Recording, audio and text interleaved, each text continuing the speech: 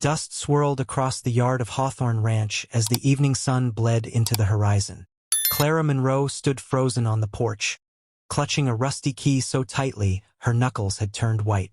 Behind her, in the dim hallway, two children whimpered softly, their small shadows trembling in the lantern light. From the distance came the pounding of hooves. 6 riders, faces hidden by bandanas, rifles slung low, were cutting across the open range, closing in fast. Inside the house, Elias Hawthorne pulled his old Winchester from the rack and checked the chamber with a steady hand. The firelight caught his scarred jawline as he turned to Clara. "Get the kids inside," he said, his voice low but sharp as a knife's edge. Clara glanced at the riders, then back at him. "Are they coming for us?" Elias tossed her a second rifle. "They're not here for tea. If they break through, fire above their heads. Make 'em think we've got more guns than we do." The hooves thundered louder, closer. Saddles creaked. Dogs barked wildly from the barn. Little Sadie buried her face against her brother Luke's shoulder, clutching his shirt with tiny fists. The lantern in his hands trembled. And just like that, the quiet life Elias had fought so hard to build was over. Only 3 months earlier, Elias Hawthorne had been a ghost of a man. The barn fire had stolen everything from him. His wife, his peace, his reason to wake up each morning.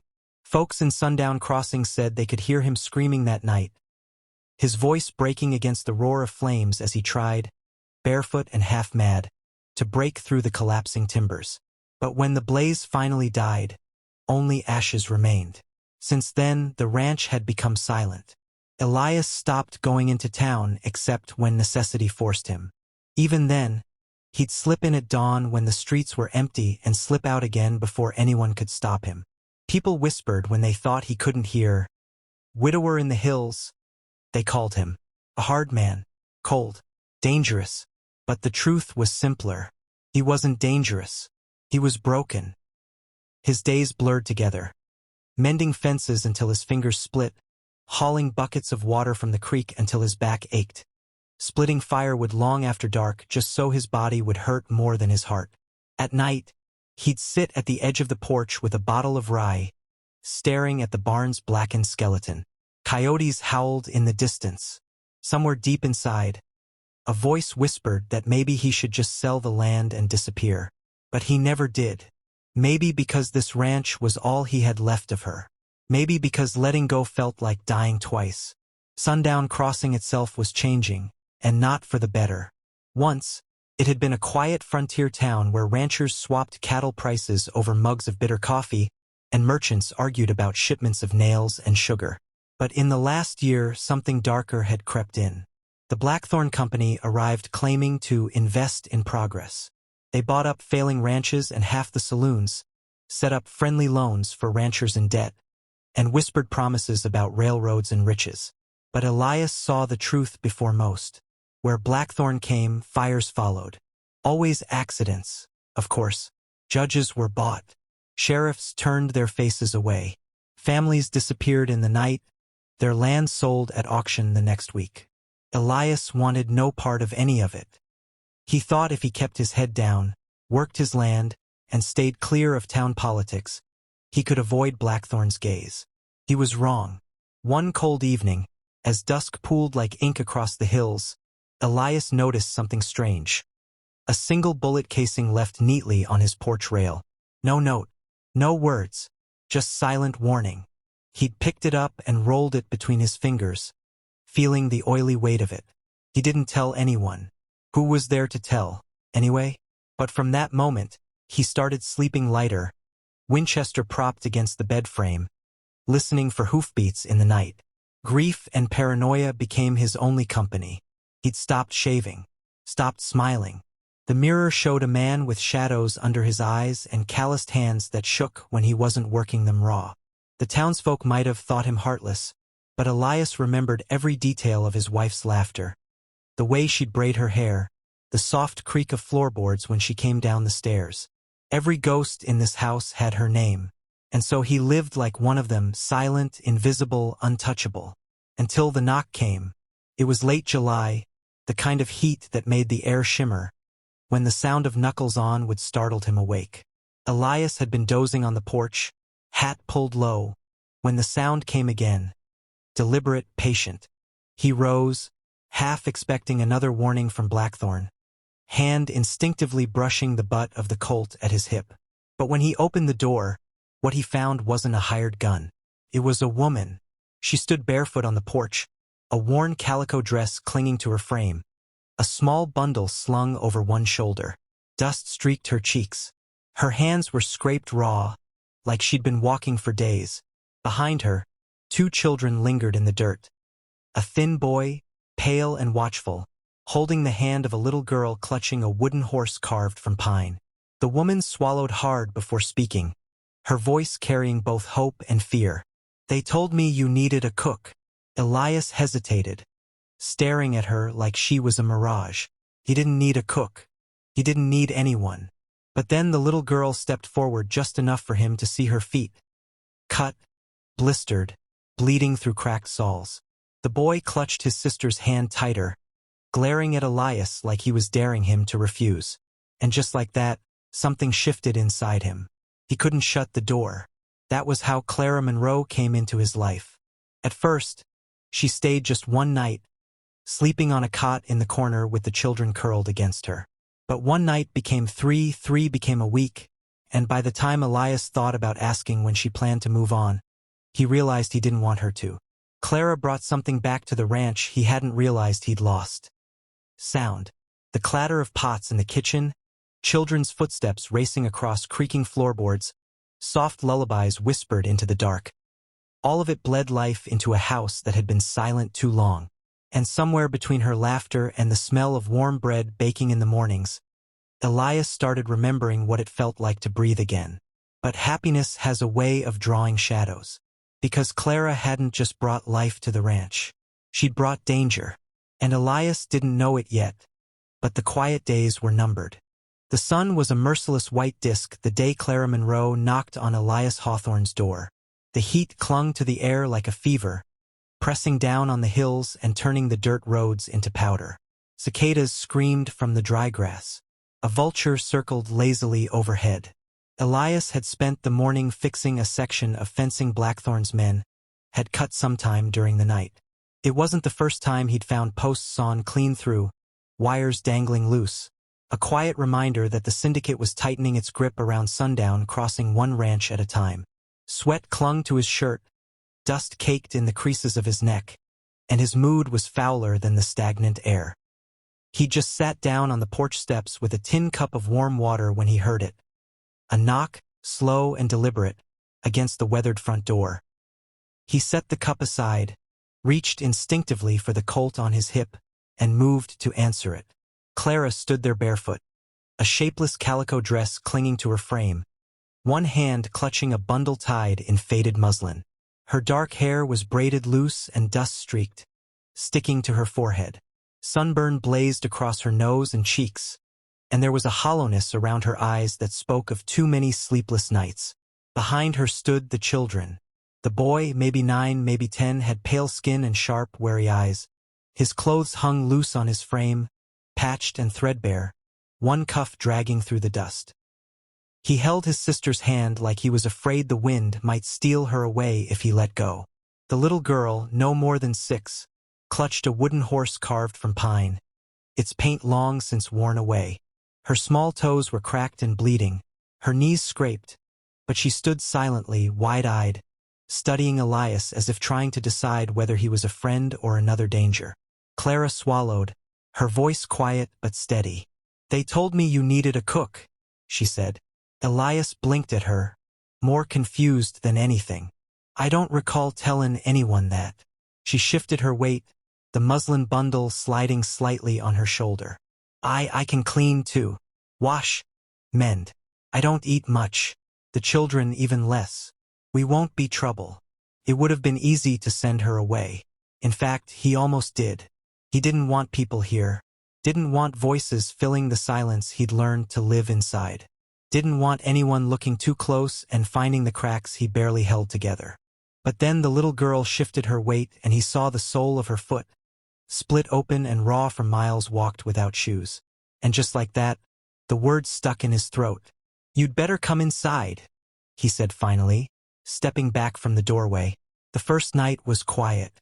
Clara made a simple stew from the last of Elias's root vegetables, portioning more into the children's bowls and barely touching her own. The boy Luke, she called him, didn't say a word the entire meal, but his dark eyes followed everything Elias did, cautious and calculating. The little girl, Sadie, drifted to sleep sitting up at the table, her small hand still curled around the wooden horse. Elias fetched blankets from the upstairs chest and set up a cot in the corner of the main room. "You'll sleep here," he said, avoiding Clara's gaze. She nodded once. "Thank you." When he retreated upstairs to his own bed, the silence returned. But it wasn't the same silence he'd known for months. This one was softer somehow, layered with the sound of children breathing below, the creak of old floorboards settling beneath unfamiliar weight. By the third day, Elias had decided they'd stay until they got their bearings. He told himself it wasn't permanent. Just a few nights, maybe a week. But Clara didn't idle. She rose before dawn to fetch water from the creek, washed the dishes without asking, and somehow managed to coax bread out of what little flour Elias had left. The house, once gray and stagnant, began to smell like home again. Sadie filled the halls with small, skipping footsteps. Luke spent his afternoons sitting cross-legged on the porch, whittling thin sticks into rough shapes, his quiet concentration reminding Elias of a boy he used to know, himself, long ago. And Clara had a way of making life creep back into dead spaces. She hummed while she worked, soft little melodies that threaded through the rooms like sunlight through cracked shutters. Elias didn't realize how much he'd missed the sound until it returned. But it wasn't just her cooking or her presence that unsettled him. Clara carried secrets. He could see it in the way she flinched at sudden noises, the way her gaze darted to the horizon whenever riders passed along the far ridge. She never spoke of where she'd come from or why she'd been walking barefoot across the scrubland with 2 children in tow. Elias didn't ask. Some truths were like rattlesnakes. You left them alone unless they cornered you. Still, one evening, as the last of the light drained from the hills, he found her standing on the porch, arms wrapped around herself, staring toward the distant glow of sundown crossing. "They'll find us," she murmured under her breath. Elias almost asked who, but she caught herself, forcing a smile that didn't reach her eyes. "Long day," she said instead, and retreated inside.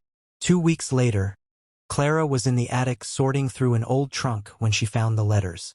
Bundles of yellowed envelopes tied with twine, the paper crisp and fragile with age. Elias's late wife had hidden them beneath layers of folded quilts, but their contents were explosive enough to burn the whole town down. Inside were signed confessions, statements from other ranchers about Blackthorn Company's threats, forged deeds, and bribes to the county judge. There were even receipts for shipments of kerosene, dated the night of accidental fires. Clara brought the letters to Elias, her hands shaking. "They've been doing this for years," she whispered, eyes darting toward the windows. "Burning people out, stealing land, and paying the law to look away." Elias stared at the papers in silence, jaw tightening. He'd suspected Blackthorn's reach, but seeing it in ink was different. The next morning, he found something new on the porch. A single spent casing, polished and deliberate, sitting atop a folded scrap of paper. The note read, "Sell the land, or lose it forever." That was when Elias understood something he'd been pretending not to see. Clara and the children hadn't just stumbled into his life. They'd brought the storm with them, and there was no outrunning it anymore. Elias Hawthorne had spent months avoiding the world, but the world had come to his doorstep anyway. The letters Clara found lay spread across the kitchen table, their fragile paper weighted down by an old coffee mug. Each envelope was a shard of truth sharp enough to cut the Blackthorn Company wide open. Clara sat opposite him, elbows on the table, hands clasped so tight her knuckles blanched. The lamplight threw shadows across her face, making her look older, harder than she had the day she arrived. "They won't stop," she whispered. "Not until this land belongs to them. Not until we're gone." Elias didn't answer right away. He stared at the letters, at his calloused hands resting against the scarred wood of the table, at the rifle propped against the doorframe. All his life, he'd tried to steer clear of trouble. After the fire, he'd figured if he kept his head down, worked his land, and stayed out of town business, the world would leave him alone. But Clara's words had the weight of prophecy. They wouldn't stop, and maybe, just maybe, he was done running. The shift was subtle at first.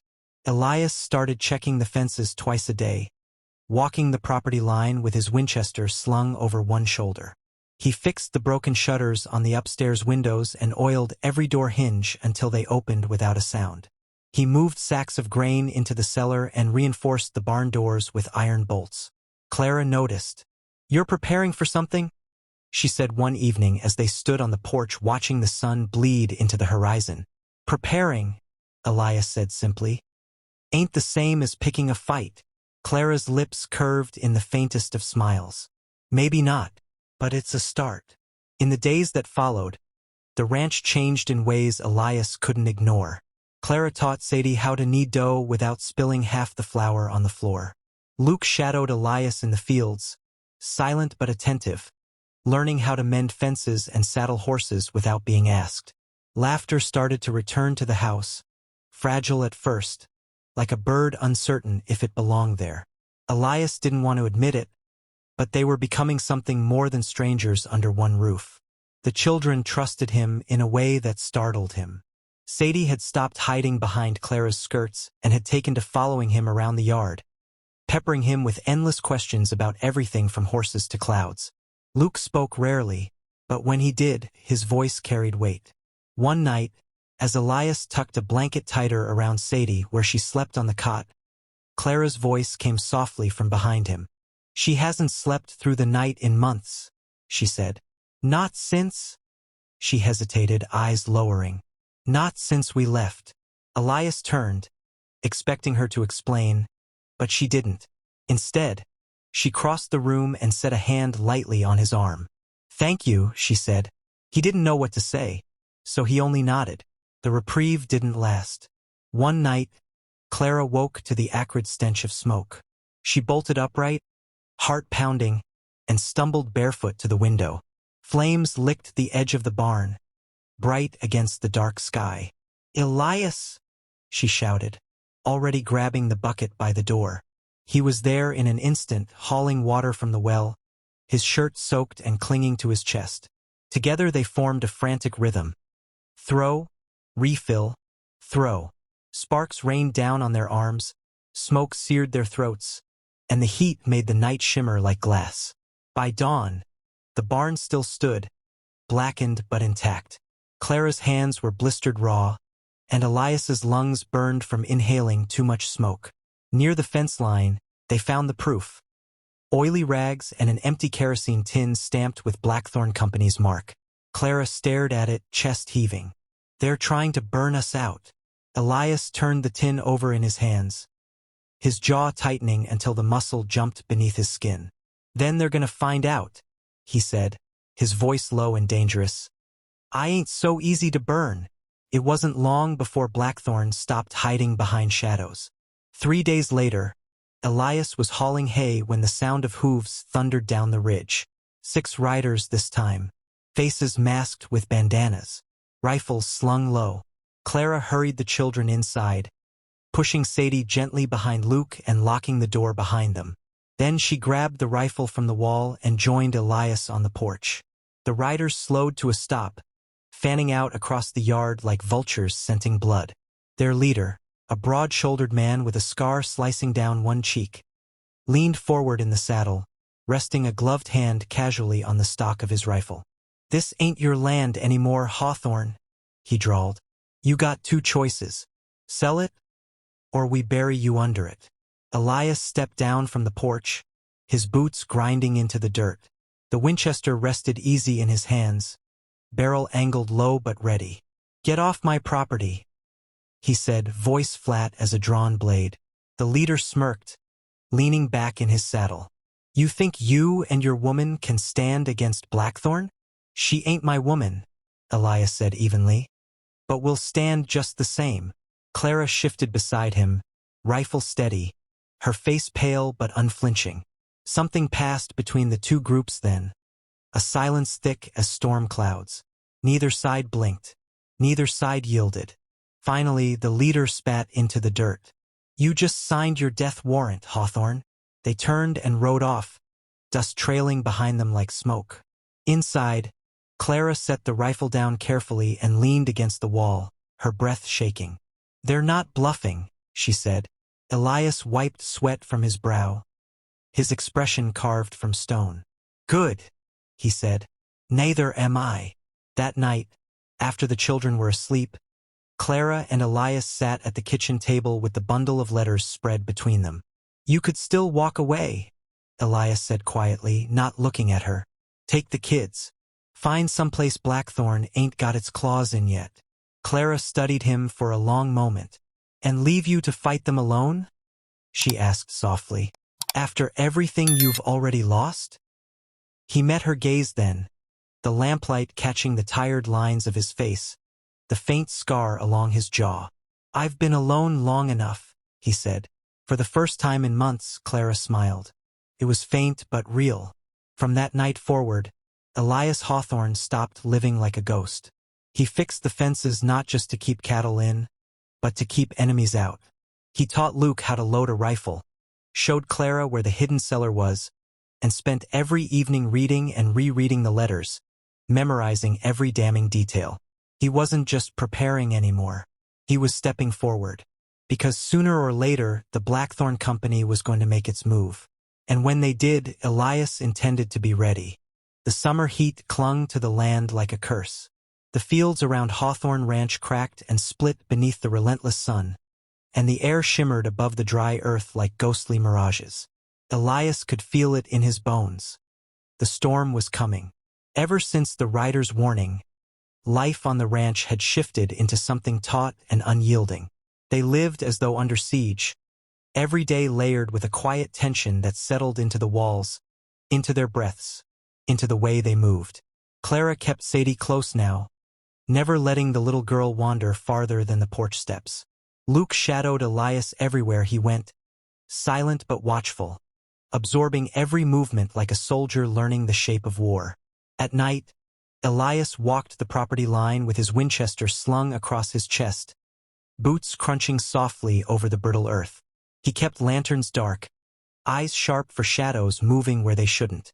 It wasn't a matter of if Blackthorn would strike again. It was only a matter of when. The when came 3 nights later. Clara woke first, not to smoke this time, but to the sound of splintering wood. She sat upright in bed, heart pounding, and grabbed the rifle from beside the wardrobe. Down the hall, Sadie whimpered softly in her sleep. Luke was already awake, standing barefoot at the doorway, clutching a kitchen knife with both hands. Elias came out of his room pulling on his boots, jaw tight, every muscle coiled. "Stay upstairs with the kids," he whispered to Clara. "I'm not hiding while you—" "Clara." Her name carried weight enough to silence her protest. He moved down the stairs silently, placing each step with deliberate care. Through the front window he saw them.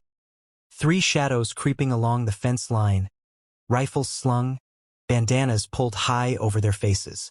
Elias rested the Winchester on the windowsill and cocked it, the sound loud in the quiet house.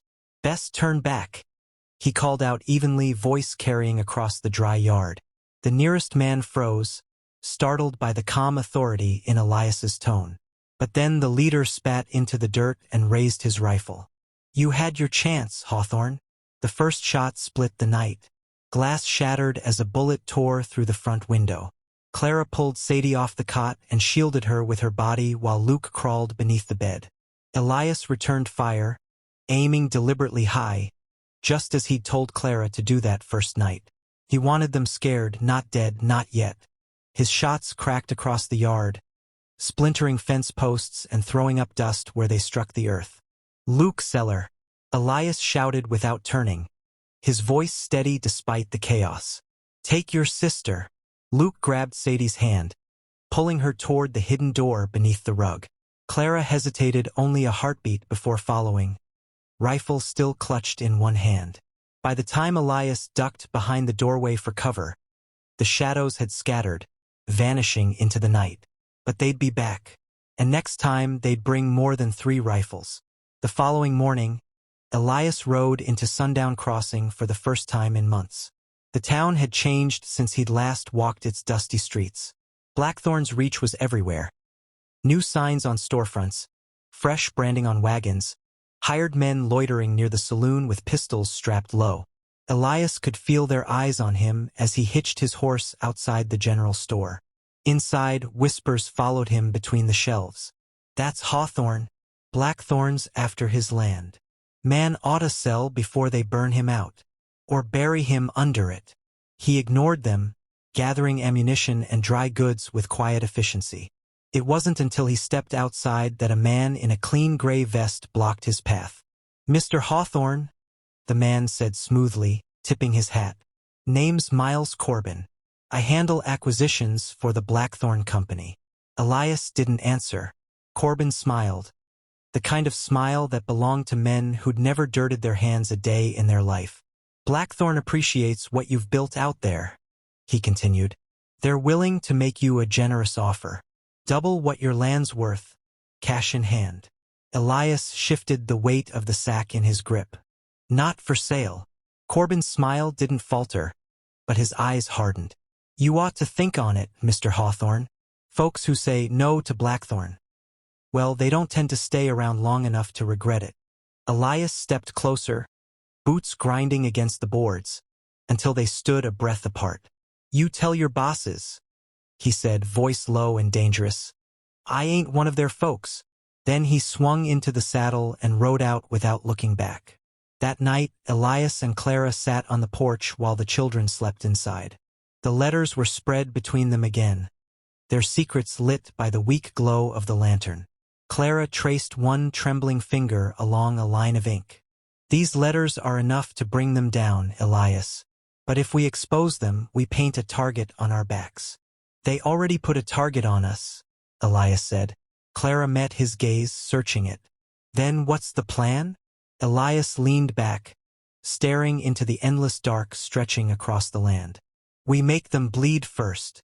2 nights later, the real assault came. 6 riders this time, armed to the teeth. No bandanas, no warnings. They came at midnight, hooves pounding like thunder across the dry earth.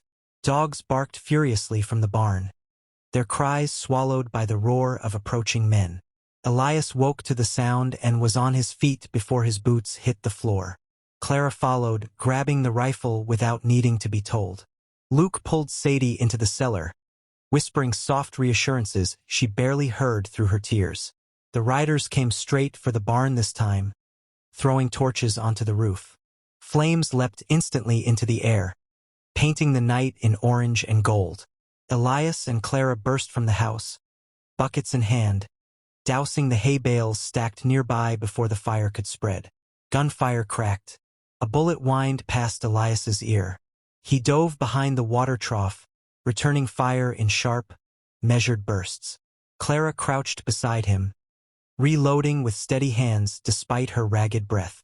One of the riders went down, his horse bolting wild into the dark. The others pulled back, circling wide, but Elias knew they weren't retreating. They were testing his defenses, measuring how much fight he had in him. When they finally vanished into the hills, the barn was a smoking ruin, but the house, and the family inside it, still stood.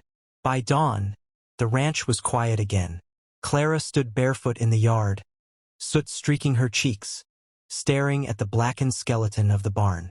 Sadie clung to her skirts, thumb tucked in her mouth, silent tears sliding down her face. Elias joined them, his shirt burned at the sleeve, soot caked into the lines of his face. "They're not going to stop," Clara said softly. "No," Elias agreed. "They're not." He glanced toward the letters sitting on the kitchen table inside. "Which means," he said, voice like gravel, "we stop waiting for them to." That night, Elias saddled his horse beneath the cold weight of the stars. Luke stood nearby, arms crossed, his jaw set with quiet determination. "You'll be here to protect them?" Elias asked. Luke nodded once. "I will." Clara stepped forward, pressing a folded scrap of paper into Elias's hand. "What's this?" he asked. "Names," she said. "People in town Blackthorn's hurt. People who want them gone as bad as we do."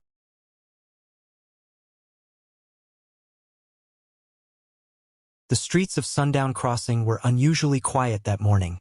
A tense calm that pressed down on the cracked boards and dusty dirt roads like the weight of a storm about to break.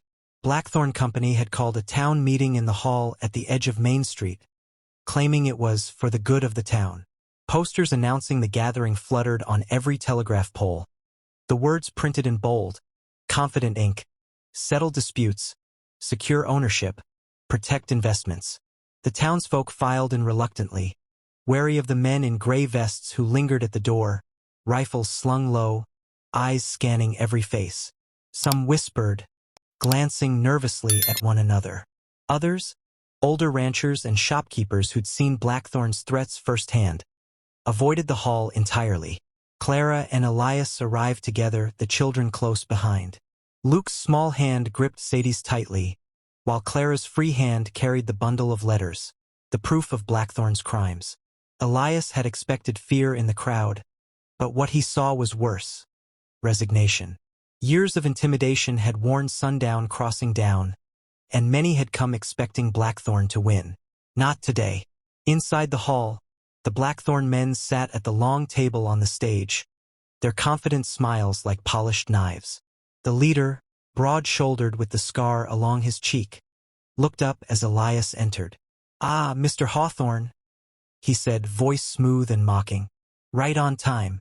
Care to tell us why you're not in your fields?" Elias ignored him, guiding Clara to the stage. The letters were spread across the worn wood, each envelope weighted down carefully to keep them from slipping. Clara cleared her throat, and her voice rang out, soft at first, then steady and unflinching. "I have something to share," she said. "Something the town has a right to know." Blackthorn's men laughed. Some in the crowd tensed, unsure if they should intervene. But Clara didn't falter. She read aloud. The letters detailed arson set by Blackthorn agents, land deeds forged and sold to the company, bribes paid to the county judge to dismiss complaints, and intimidation used to silence anyone who resisted. As she spoke, the room grew quiet. Whispers stopped. Faces turned pale as recognition settled in. The older ranchers nodded at each other. They had suspected, but hearing it all read aloud made it undeniable. Elias stepped forward, voice low and firm. "These men thought they could take everything from us. Our land, our homes, our families, without consequence." A murmur rippled through the crowd. "They burned barns," Clara added. "They threatened our children. They believed we'd hide. We'd stay silent. We'd let them win." Luke, standing on the edge of the stage, spoke up quietly, "But they're wrong." The hall went silent again. Blackthorn's leader leaned forward, brow furrowed. He had expected fear, not defiance, not the quiet fire building among the townsfolk. Clara held up the letters. "We have proof. We have witnesses. And now, this town knows the truth." The effect was immediate. Ranchers and shopkeepers, previously silent, began murmuring, nodding to one another. A few walked forward, placing their hands on the stage, lending their weight and authority to the accusation. Blackthorn's men tried to regain control, shouting over the rising tide of voices. "This meeting is official. The land belongs to the company. You have no rights." But it was too late. The people of Sundown Crossing were no longer intimidated. They had been broken before, yes, but united now, they were unstoppable. One by one, ranchers stepped onto the stage, telling stories of barns burned, cattle stolen, loans forced upon them, threats whispered in the dead of night. Each testimony piled on top of the other until Blackthorn's lies crumbled under the weight of truth. The leader slammed his fist on the table, eyes wild. "You think this changes anything?" Elias leaned forward, Winchester slung across his back, eyes steady. "It changes everything." At that moment, the sheriff, who had long turned a blind eye to Blackthorn's deeds, stepped forward, clearing his throat. He held a stack of documents, court records, affidavits, and sworn statements corroborating Clara's letters. "The law's on their side," he said slowly. "The law will no longer look away." By sundown, the hall emptied in chaos. Blackthorn's hired men were driven out, some fleeing on horseback, others rounded up by the town's newly emboldened citizens. Offices stood empty the next day, their doors swinging in the wind. The town had reclaimed its streets. Clara and Elias stepped outside together. The sun dipped low, bathing the town in a warm, golden light. Children ran through the streets, shouting, laughter spilling into the corners where fear had once lingered. Luke and Sadie ran ahead, chasing a dog down the main road. Their small voices carried across the quieting town. Elias watched them, the weight in his chest lifting. For the first time since the barn fire, he felt hope. Clara came to his side, fingers brushing his arm. "We did it," she said softly. He didn't answer immediately. He only nodded, eyes following the children, watching them chase their freedom across the sunlit dirt. "Yes," he said finally, "we did it." And for the first time in months, Elias felt the calm of victory, not as a fleeting illusion, but as something real, solid, and earned. The storm had passed. For now. The first rain in months fell like a blessing over Hawthorne Ranch. It began softly, a gentle patter on the tin roof, drumming a rhythm that seemed to chase away the heat and dust alike. By afternoon, the skies had opened fully, torrents washing over the fields, carrying with them the scent of wet earth and pine. Puddles formed along the worn paths, reflecting the dark clouds above, while the parched grass drank greedily, bending under the weight of the water. Elias stood at the edge of the yard, arms crossed over his chest, watching the rain pour down in shimmering sheets. The smell of wet timber and moss filled the air, and for the first time in months, the land felt alive again. Beside him, Clara leaned lightly on the fence post, her hair damp and curling at the edges. Sadie's small hand rested in hers, while Luke chased the farm dogs through the puddles, laughing louder than he had in what felt like a lifetime. The sound carried across the yard, mingling with the rain, filling every corner of the house and hearts alike. Elias allowed himself a rare, quiet smile. Life had returned, not perfectly, not without scars, but it had returned. Inside, the house had never felt warmer. Clara moved through the kitchen, wiping the counters and humming a soft tune, the sound threading through the rooms like sunlight through stained glass. She had returned to routines that were small miracles in themselves. Stirring soup, boiling water, mending clothes. Every task carried the weight of love and care, reshaping a house that had once been a hollow shell. Sadie, her curls damp from the rain, sat on a stool by the counter, dipping her tiny fingers into a bowl of dough, laughing as it stuck to her knuckles. Luke, still dripping wet from his romp outside, helped her knead it, his tongue poking out in concentration. Clara's laughter joined theirs, light and unforced, and Elias stood silently in the doorway for a moment, watching them, feeling the ache of the past slowly ease. The land, too, seemed to breathe a sigh of relief. The first drops had washed away the last traces of smoke from the burned barn, and the scorched earth where Blackthorn's men had left their mark was softened and rich again. Wells filled, streams ran fuller, and the scent of rain-soaked hay filled the barn, now rebuilt stronger and safer than before. Even the fences gleamed under the downpour, and the horses nickered softly, shaking their wet manes as if acknowledging that the storm had cleansed not only the land but the fear that had gripped it for so long. Elias walked out into the yard, boots sinking into the wet earth, water dripping from his hat. The children ran to meet him, splashing through puddles, their laughter ringing like bells. Later that evening, as the rain softened to a gentle drizzle, Clara sat on the porch, braiding Sadie's hair. The little girl leaned against her shoulder, small fingers tangled in the braid, humming quietly. Luke, now dry and wrapped in a blanket, chased the dogs across the yard one last time, shouting a triumphant, joyful laugh. Elias leaned against the fence, arms resting on the top rail, eyes scanning the horizon where the sun struggled to peek through the clouds. For a long while he said nothing, just watched the children, the land, the home he had fought to protect. Clara joined him silently, brushing raindrops from her hair, her hand finding his and resting there. "She called me Mama today," Clara said softly, voice barely above a whisper. Elias didn't answer immediately. He only looked at her, eyes steady, the weight of unspoken words passing between them. He let the silence linger, letting it hold the gravity of all they had survived. Finally, he nodded. Sometimes family isn't chosen by blood. Sometimes it's chosen by love, by those who stand when the world would see you fall. The rain continued through the night, drumming gently on the roof, a lullaby for the land and its people. The house glowed warmly from within, filled with quiet chatter, laughter, and the simple sounds of life reclaiming its rhythm. Elias finally stepped inside, shedding his wet coat, and watched Clara settle Sadie into her bed. Luke climbed in beside her, and for a moment, the three of them were a picture of fragile, perfect peace. Clara caught Elias's eye across the room, and he gave a small, almost imperceptible smile. No words were needed. Outside, the land gleamed under the wet moonlight, washed clean of fear and ashes. The storm had passed. The battle was over, and what remained was more than survival. It was life, reclaimed.